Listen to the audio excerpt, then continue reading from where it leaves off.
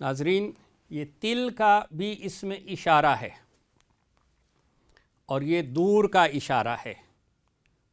قریب کے اشارے ہوتے ہیں ہاذا یہ مذکر سے ہاذا، ہاذانی اور ہاؤلائی، اور مؤنث کے لیے ہاذہی، ہاتانی اور ہاؤلائی. اور دور کا بعید کا اشارہ واحد مذکر سے ذالکا، ذانکا اور اولائکا، اور مؤنث کے لیے تلکا، تانکا اور اولائکا. تو یہ تل کا اشارہ ہے واحد مؤنث کے لیے دور کا وہ. اور اگر کہنا ہو کہ وہ کیا ہے تو اس سے پہلے آئے گا ما تل کا، وہ کیا ہے، اور اشارہ مؤنث کا استعمال ہوا ہے. ما تل کا وہ کیا ہے، کہاں پر، یہ ہے یمین. ناظرین یمین کہتے ہیں دانے ہاتھ کو، رائٹ ہینڈ کو، دانا ہاتھ. اور اگر کہنا ہو تیرا داہنا ہاتھ تو مرکب اضافی تیرا واحد مذکر کو کہا جا رہا ہے. واحد مذکر کے لیے ضمیر ہوتی انتا. تو اب دیکھیں الف لام کے بغیر اور اعراب ہلکا، یمین سے بن گیا یمینو، اور انتا سے حالت جر کا، اور حالت نصب اور جر کے ضمائر چونکہ متصلہ ہوتے ہیں تو یہ اس کے ساتھ مل جائے گا. یمینو کا معنی ہے تیرا دانا ہاتھ. اور اب اگر کہنا ہو کہ ما تل کا وہ کیا ہے، کہاں پہ، تیرے داہنے ہاتھ میں، تیرے داہنے ہاتھ میں. ہم کہتے ہیں ہاتھ میں، عرب کہتے ہیں ہاتھ کے ساتھ، یعنی اس سے پہلے حرف جارہ آئے گا بی. اور ہم جانتے ہیں ناظرین کہ بی حرف جارہ ہے، اور یہ اسم پہ داخل ہو تو اسے حالت جر میں لے جاتا ہے. یہ تھا یمینو کا حالت رفع، اور بی کی وجہ سے یہ حالت جر میں جائے گا تو یہ بنے گا بی یمینی کا، تیرے داہنے ہاتھ میں. ما تل کا وہ کیا ہے، بی یمینے کا تیرے دانے ہاتھ میں. اور یہ کسے کہا جا رہا ہے، انہیں، موسیٰ آپ جانتے ہیں. اور انہیں مخاطب کرنے کے لیے ناظرین عربی میں جب بھی کسی سے کوئی بات کرنی ہو، اسے اپنی طرف مخاطب کرنا ہو تو اس کے لیے استعمال ہوتا ہے حرف یا. اس کو ایسے بھی لکھتے ہیں، ایسے بھی یا. اور اگر آپ چاہیں تو آپ اس کی یہ الف ختم کر کے، کیونکہ یہ الف ایک زبر کے برابر ہوتی ہے، تو اس ایک زبر کو اور اس زبر کو ملا کے کھڑی زبر کر دیں، یہ دو زبر کے برابر ہوتی، اور یہ یا کو آپ اس کے ساتھ ملا دیں تو یہ بن جائے گا یا موسیٰ. یہ موسیٰ علیہ السلام کو مخاطب کر کے اللہ تعالیٰ نے سوال کیا، ما تل کا وہ کیا ہے، بے یمینے کا تیرے دانے ہاتھ میں، یا موسیٰ اے موسیٰ.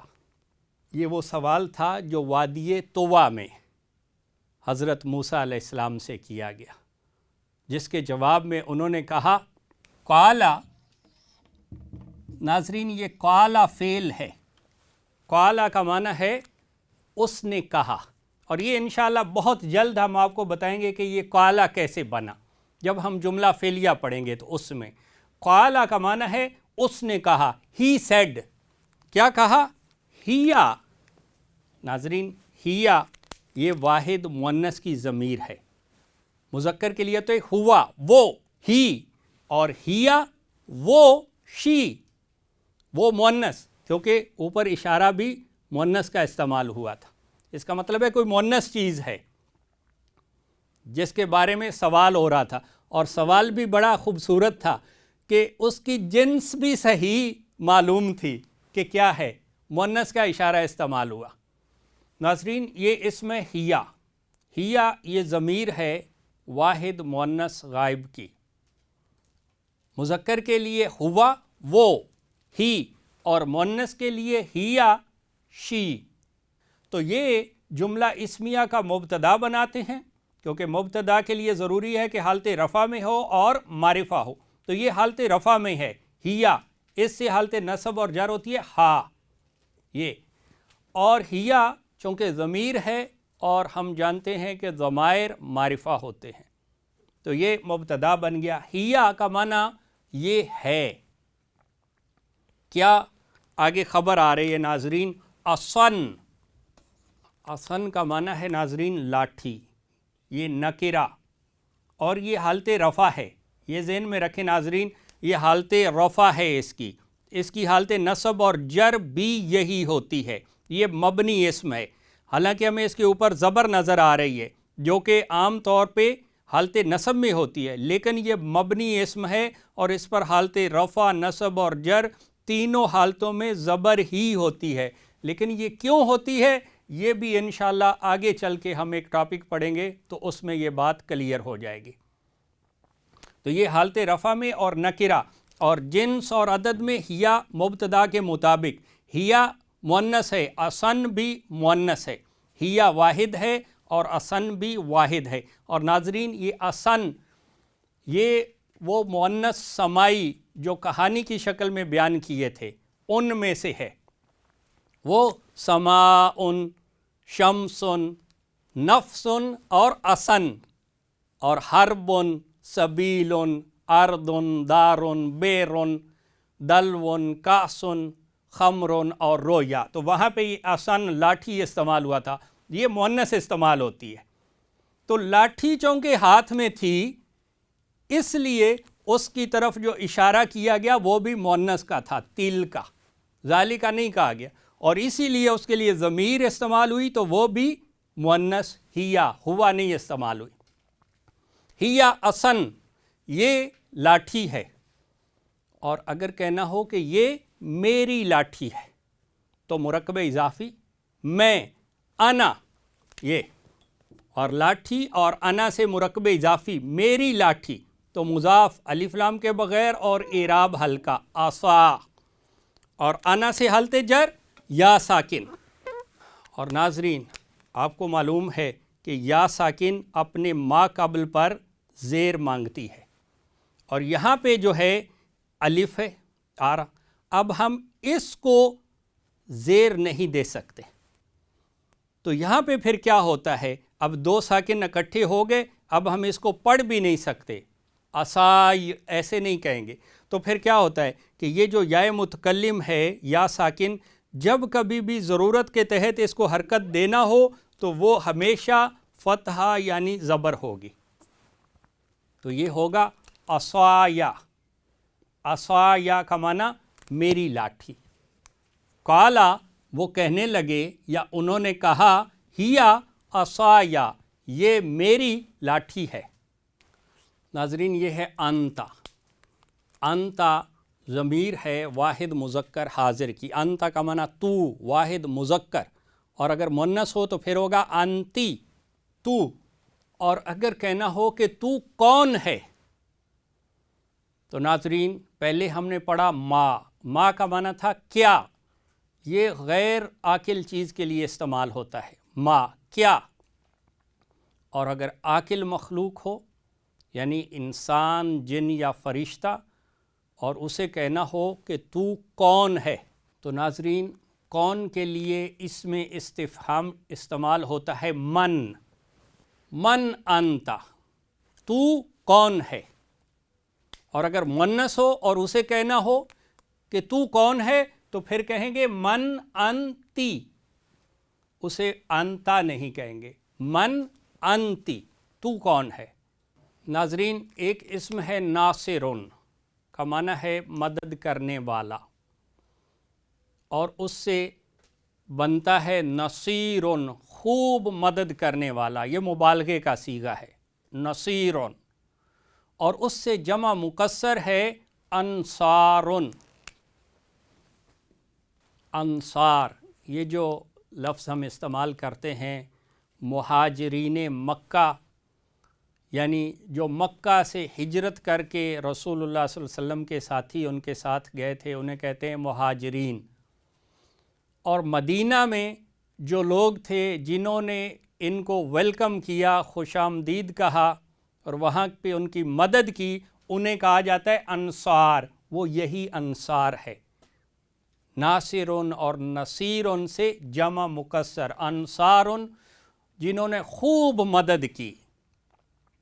انصارن کا معنی خوب مدد کرنے والے، اور اگر کہنا ہو کہ میری مدد کرنے والے، میرے مددگار، تو مرکب اضافی انصارن اور انا سے، مرکب اضافی مضاف الف لام کے بغیر اور اعراب ہلکا، انصارو اور انا سے حالت جر یا ساکن۔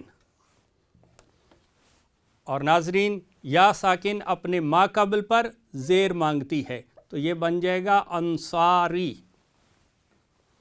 میرے مددگار۔ اور اگر کہنا ہو کون ہیں میرے مددگار، کون ہیں، تو اس کے لیے آئے گا اسم استفہام من۔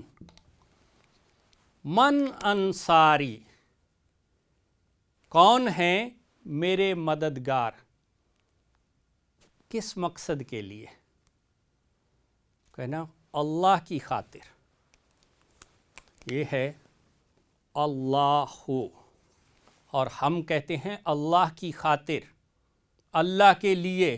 عرب اس سے پہلے حرف جارہ استعمال کرتے ہیں الہ، الہ، اور یہ اس میں اللہ کی الف لام کی وصلی حرکت ختم ہو گئی اور الہ نے اس کو حالت جر دے دی، اللہ سے حالت جر اللہ ہی، کیونکہ الہ حرف جارہ ہے جس کا معنی ہوتا ہے کی طرف، ٹو یا ٹورڈز۔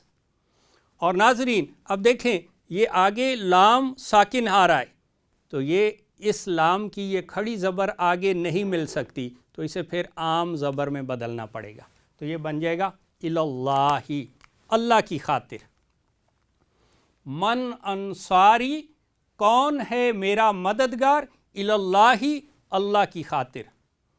یہ ناظرین قرآن مجید کی آیت کا حصہ ہے جس میں عیسیٰ علیہ السلام نے سوال کیا تھا اپنے حواریوں سے کہ من انصاری اللہ، قال الحواریون، تو حواری کہنے لگے نحن انصار اللہ، ہم سب ہیں اللہ کے مددگار۔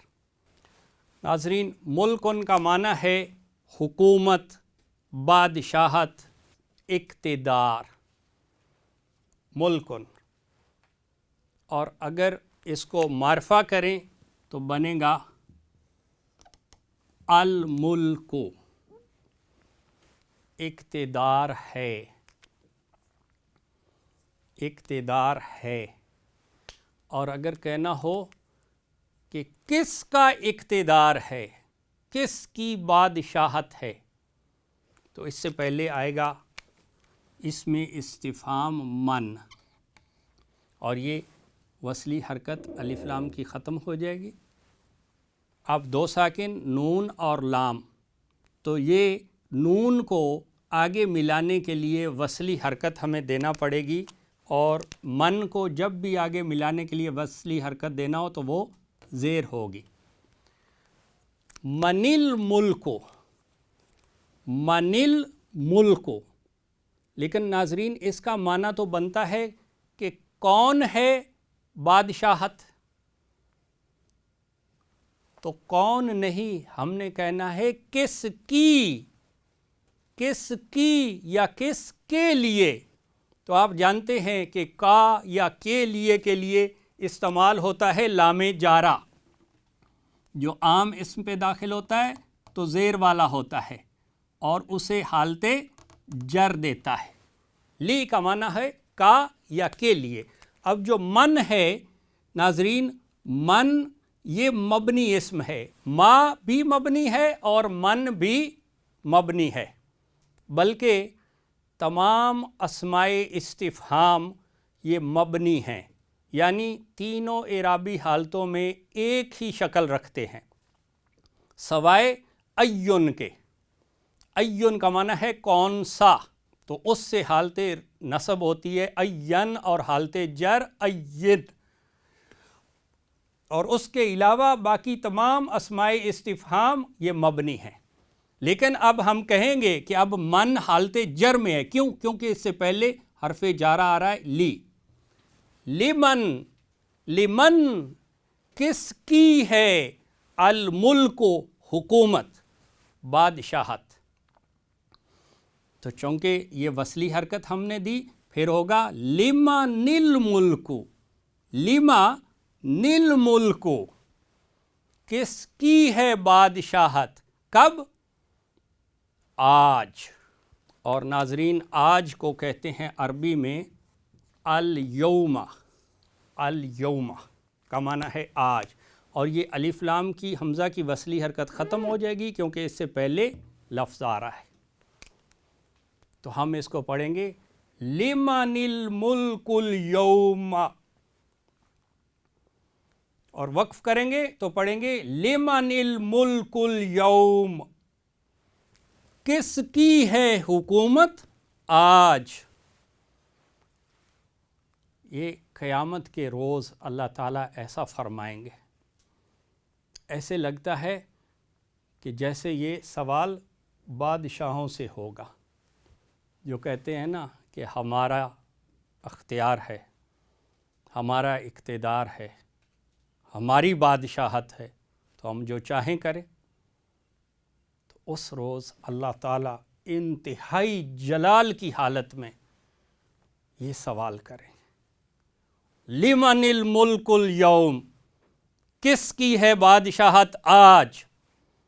تو ناظرین پھر کسی میں جرت نہیں ہوگی کہ کوئی جواب دے، سب خاموش ہوں گے.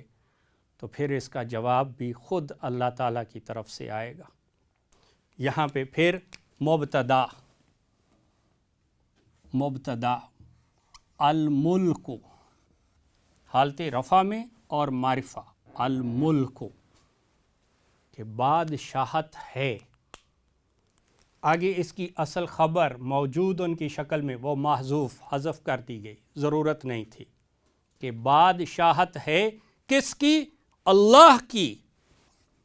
اللہ، اللہ، اور کہنا ہو اللہ کی تو اس کے لیے پھر لام جارہ استعمال ہوگا، جو اس میں اللہ کی الف اور لام دونوں کو ختم کر کے اس کے ساتھ مل جائے گا اور اس کو حالت جر دے گا. تو یہ بنے گا للہ، الملک للہ، حکومت ہے اللہ کی. اور کون اللہ؟ اب آگے اس کی صفات بیان کی جا رہی، مرکب توصیفی، جس میں صفت چاروں اعتبار سے موصوف کے مطابق ہوتی ہے. اور اس میں اللہ چونکہ واحد ہے، مذکر ہے، یہ معرفہ ہے، اور یہ یہاں پہ حالت جر میں ہے.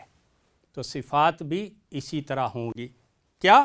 یہ ہے واحد، اور چونکہ صفت موصوف کے مطابق یہ اس میں اللہ معرفہ ہے تو اس کو بھی معرفہ کریں گے الواحد. یہ واحد ہے، یہ بھی واحد ہے، یہ حالت جر میں ہے تو اس کو بھی لے جائیں گے حالت جر میں.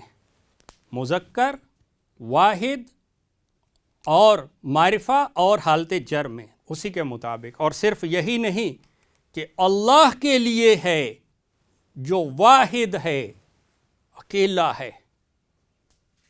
اور پھر آگے القہاری، یہ دوسری صفت آئی ناظرین، القہاری.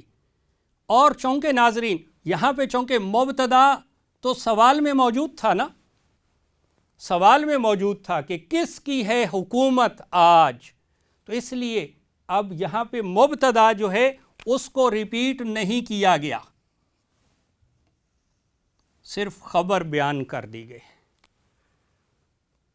لمن الملک اليوم، کس کی ہے حکومت آج، اور پھر جواب للہ الواحد القہار، اللہ کی جو واحد ہے اور قہار ہے، بہت سخت ہے. یہ قہر سے لفظ ہے، قاہر. قہر آپ جانتے ہیں اردو میں قہر کا کیا معنی ہوتا ہے؟ انتہائی غصہ، انتہائی سختی، اور اس سے ہے قاہرن، قاہرن کا مطلب ہے سختی کرنے والا، اور قہارن یہ اس سے مبالغے کا صیغہ ہے، جیسے رازقن سے رزاقن، ساترن سے ستارن، کاذبن سے کذابن، اسی طرح سے قاہرن سے قہارن کا مطلب ہے انتہائی سختی کرنے والا۔ ناظرین، یہ سورہ المؤمن کی آیت ہے کہ قیامت کے روز اللہ تعالیٰ یہ سوال کریں گے اور پھر خود ہی اس کا جواب دیں گے۔ اللہ تعالیٰ ہمیں قرآن مجید کو سمجھنے اور اس پر عمل کرنے کی توفیق عطا فرمائے۔ بارک اللہ لنا ولکم فی القرآن العظیم ونفعنا وإیاکم بالآیات والذکر الحکیم۔